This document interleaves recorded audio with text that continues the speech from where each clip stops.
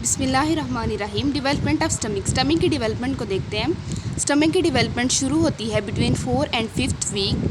During 4th week क्या होता है, हमारे पास जो गट है वो एक स्ट्रेट ट्यूब होती है, ठीक है, वो एक स्ट्रेट ट्यूब आ रही है। ड्यूरिंग 4th वीक उसका जो डिस्टल पोर्शन है, जो उसका लोअर पार्ट है, वो एक फ्यूसिफॉर्म डायलेशन शो करेगा, ठीक है। ये एक फ्यूसिफॉर्म डायलेशन है, ठीक है, डिस्टल पार्ट ऑफ गट की। उसका एक राइट बॉर्डर है और एक इसका लेफ्ट बॉर्डर है, एक इसका एंटीरियर पोर्शन है और एक उसका पोस्टीरियर पोर्शन है।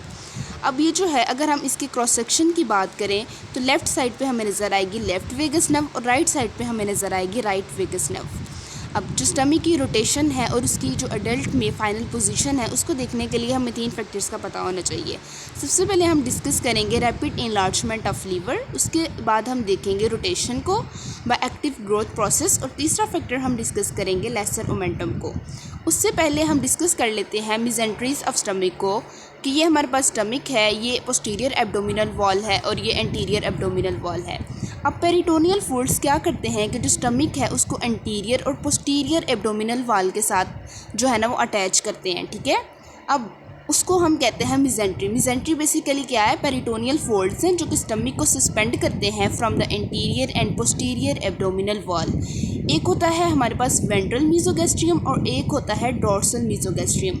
वेंट्रल मीजोगैस्ट्रियम सस्पेंड करेगा स्टमक को फ्रॉम एंटीरियर एब्डोमिनल वॉल, और जो डोर्सल मीजोगैस्ट्रियम है वो स्टमक को सस्पेंड करेगा from the posterior abdominal wall, ठीक है। वेंट्रल मीजोगैस्ट्रियम स्टमक को सस्पेंड कर रहा है एंटीरियर एब्डोमिनल वॉल से, और पोस्टीरियर एब्डोमिनल वॉल से कौन सस्पेंड कर रहा है स्टमक को, डोर्सल मीजोगैस्ट्रियम।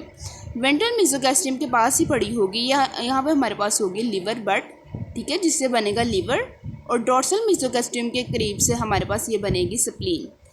इन दोनों चीज़ों को हम दूसरी डायग्राम से देखते हैं। उसको देखने से पहले हमें एक चीज़ का पता होना चाहिए जो कि है फिजियोलॉजिकल हर्निया।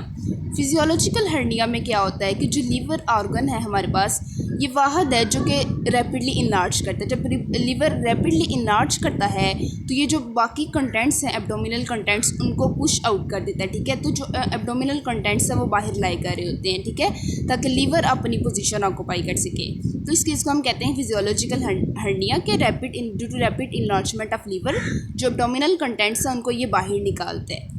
अब जब लीवर की इनलार्जमेंट होगी तो ये पुश करेगा स्टमक को टू द लेफ़्ट साइड, ठीक है। तो इस लिहाज से ये डायग्राम बनाई है। अब ये लीवर की इनलार्जमेंट होगी। अब मैंने बताया था ये जो इतना जो पार्ट है ये वेंट्रल मीजोगैस्ट्रियम है और ये डोर्सल मीजोगैस्ट्रियम। वेंट्रल मीजोगैस्ट्रियम स्टमक को अटैच कर रही थी एंटीरियर एब्डोमिनल वॉल के साथ और वहाँ पे प्रेजेंट थी लीवर, बट अब उससे बन गया है लीवर, ठीक है। और डोर्सल मीजोगैस्ट्रियम स्टमक को अटैच कर रही थी पोस्टीरियर एब्डोमिनल वॉल के साथ और वहाँ से बन रही थी हमारे पास स्प्लीन। सेम उसी तरह की डायग्राम है। अब देखते हैं जो वेंट्रल और डोर्सल मीजोगैस्ट्रियम है वो मॉडिफाई होकर क्या बनाती है। यहाँ तक मैंने पोर्शन कहा कि वेंट्रल मीजोगैस्ट्रियम का है, ठीक है। अब वेंट्रल मीजोगैस्ट्रियम का जो प्रॉक्सिमल पोर्शन है, जो वेंट्रल पोर्शन है, जो कि लीवर और एंटीरियर एब्डोमिनल वॉल के दरमियान है, वो बनाएगा फेल्सिफॉर्म लिगामेंट एंड कोरोनरी लिगामेंट। और उसका जो हमारे पास डिस्टल पोर्शन है वेंट्रल मीजोगैस्ट्रियम का, जो कि स्टमक और लीवर के दरमियान है, वो बनाएगा लेसर ओमेंटम। सो वेंट्रल मीजोगैस्ट्रियम ने मॉडिफाई होकर क्या बनाया, जो पार्ट लीवर और एंटीरियर एब्डोमिनल वॉल के दरमियान है वो बना रहा है फेल्सिफॉर्म लिगामेंट या कोरोनरी लिगामेंट, और उसका जो वो पार्ट वेंट्रल मीजोगैस्ट्रियम का जो स्टमक और लीवर के दरमियान है वो बना रहा है लेसर ओमेंटम। ये हमने देख लिया वेंट्रल मीजोगैस्ट्रियम की मॉडिफिकेशन से क्या बन रहा है। अब देखते हैं डोर्सल मीजोगैस्ट्रियम की मॉडिफिकेशन से क्या बनता है। अब डोर्सल मीजोगैस्ट्रियम का वो पार्ट जो स्टमक और स्प्लीन के दरमियान है वो बनाएगा गैस्ट्रोस्प्लीनिक लिगामेंट। गैस्ट्रो स्टमक से स्प्लीनिक स्प्लीन, गैस्ट्रोस्प्लीनिक लिगामेंट, ठीक है। अब जो डोर्सल मीजोगैस्ट्रियम का वो पार्ट जो कि स्प्लीन और किडनी के दरमियान है वो बना देगा लीनो-रीनल लिगामेंट। तो डोर्सल मीजोगैस्ट्रियम की भी हमने मॉडिफिकेशन से देख लिया कि एक गैस्ट्रोस्प्लीनिक लिगामेंट बन रहा है और दूसरा हमारे पास बन रहा है लीनो-रीनल लिगामेंट, ठीक है, रीनल किडनी से और इधर से लीनो से स्प्लीन। तो ये वेंट्रल और डोर्सल मीजोगैस्ट्रियम की मॉडिफिकेशन हमने देख ली।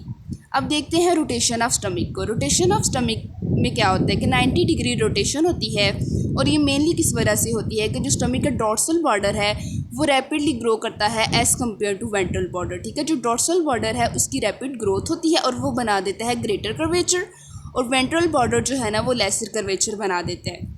आफ्टर रोटेशन जो है डॉर्सल बॉर्डर लेफ्ट साइड पर प्रेजेंट होगा और जो उसका वेंट्रल बॉर्डर है लेसर कर्वेचर वो राइट साइड पर प्रेजेंट होगा। तो तीन बातें होगी, एक डॉर्सल बॉर्डर है, ग्रेटर कर्वेचर है और लेफ्ट साइड पर प्रेजेंट है, वेंट्रल बॉर्डर है राइट साइड पे है और लेसर कर्वेचर है। ठीक है, अब ये जो उसके अलावा जो है हमारे पास एक होती है जो हमने कहा था कि लेफ़्ट साइड पे लेफ़्ट वेगस नर्व होगी और राइट साइड पे राइट वेगस नर्व होगी। अब रोटेशन जब होगी ये हमारे पास एंटीरियर साइड है और ये हमारे पास पोस्टीरियर साइड है। अब जब रोटेशन होगी तो जो लेफ़्ट वेगस है वो एंटीरियर साइड पे आ जाएगी और बना देगी एंटीरियर वेगल ट्रंक और सप्लाई करेगी एंटीरियर और सुपीरियर पोर्शन को, और जो राइट वेगस नर्व है वो पोस्टीरियरली चली जाएगी और बना देगी पोस्टीरियर वेगल ट्रंक और जो सप्लाई करेगी पोस्टीरो इन्फीरियर पोर्शन को। तो हमने देख लिया लेफ़्ट वेगस किधर जा रही है, एंटीरियरली, एंटीरियर वेगल ट्रंक बना रही है, और जो राइट वेगस नर्व है वो जा रही है पोस्टीरियरली और पोस्टीरियर वेगल ट्रंक बना रही है। अब एक होता है हमारे पास वेंट्रल पुश। वेंट्रल पुश होती है एट द पाइलोरिक एंड। उसकी वजह से क्या होता है कि लाइक ये स्टमक है, ये स्ट्रेट ट्यूब की फॉर्म में जो है ना हमारे पास प्रेजेंट है, लेकिन अब उसको वेंट्रल पुश मिलेगा तो वो ऐसे हो जाएगा। अब ये स्ट्रेट नहीं रहेगा, पहले ऐसे स्ट्रेट था, अब ये ऐसे हो जाएगा। अब ये जो इसकी एंटीरियर सरफेस है वो एंटीरियर नहीं कहलाएगी, वो कहलाएगी एंटीरियो सुपीरियर पोर्शन। अब उसकी जो इन्फीरियर सरफेस है वो इन्फीरियर नहीं कहलाएगी बल्कि कहलाएगी पोस्टीरो इन्फीरियर सरफेस। ठीक है, तो ये किस वजह से होती है, ड्यू टू वेंट्रल पुश। अब एक और फैक्टर हम डिस्कस कर लेते हैं ओमेंटल बर्सा को। ओमेंटल बर्सा भाई क्या चीज़ है, हमारे पास स्टमक के पीछे ये लाई कर रहा होता है, बिल्कुल स्टमक के पीछे between stomach and posterior abdominal wall हमारे पास प्रेजेंट होता है ओमेंटल बर्सा। ओमेंटल बर्सा का काम क्या होता है कि ये स्टमक की मूवमेंट को फैसिलिटेट करता है। ठीक है, अब ये बनता कैसे है कि जो डॉर्सल मेसोगैस्ट्रियम है वहाँ पे पड़े होते हैं इंटरसेलुलर क्लेफ्ट्स, ठीक है, वो मिलके बना देते हैं ओमेंटल बर्सा जो कि स्टमक और पोस्टीरियर एब्डोमिनल वॉल के दरमियान में प्रेजेंट होगा और स्टमक की मूवमेंट को फैसिलिटेट करेगा। ये हमने देख लिया ओमेंटल बर्सा को। उसके बाद जो है हम एक क्लिनिकल डिस्कस कर लेते हैं, वो है हाइपरट्रॉफिक पाइलोरिक स्टेनोसिस। इसमें क्या होता है कि जो पाइलोरिक के मसल्स हैं, स्मूथ मसल्स, उनमें बहुत ज़्यादा ग्रोथ हो जाती है। ठीक है, there is increase growth of smooth muscles, जिसे हम कहते हैं कि वो हाइपरट्रॉफी कर गए हैं। अच्छा, जब स्मूथ मसल्स की बहुत ज़्यादा ग्रोथ हो जाएगी एट पाइलोरिक एंड पे, तो जो पाइलोरिक स्टेनोसिस हो जाएगा, यानी कि यहाँ से अब फूड का जो पैसेज है वो ब्लॉक हो जाएगा। ठीक है, फूड का पैसेज ब्लॉक हो गया, फूड यहाँ पे एक्यूमुलेट हो जाएगी। जब यहाँ पे एक्यूमुलेट हो जाएगी तो थ्रू वॉमिट जो है ना वो बाहर निकलेगी। तो इस केस में जो मेन क्लिनिकल सिम्टम होगा वो क्या होगा, देयर इज़ प्रोजेक्टाइल वॉमिटिंग। सो क्या हुआ, हाइपरट्रॉफी हुई मसल्स की at the pyloric and pyloric stenosis हो गई, जो फूड का पैसेज था वो ब्लॉक हो गया और जो मेजर सिम्टम थी वो हमारे पास क्या होगी, प्रोजेक्टाइल वॉमिटिंग। तो हमने देख लिया स्टमक के डेवलपमेंट को और इससे रिलेटेड क्लिनिक।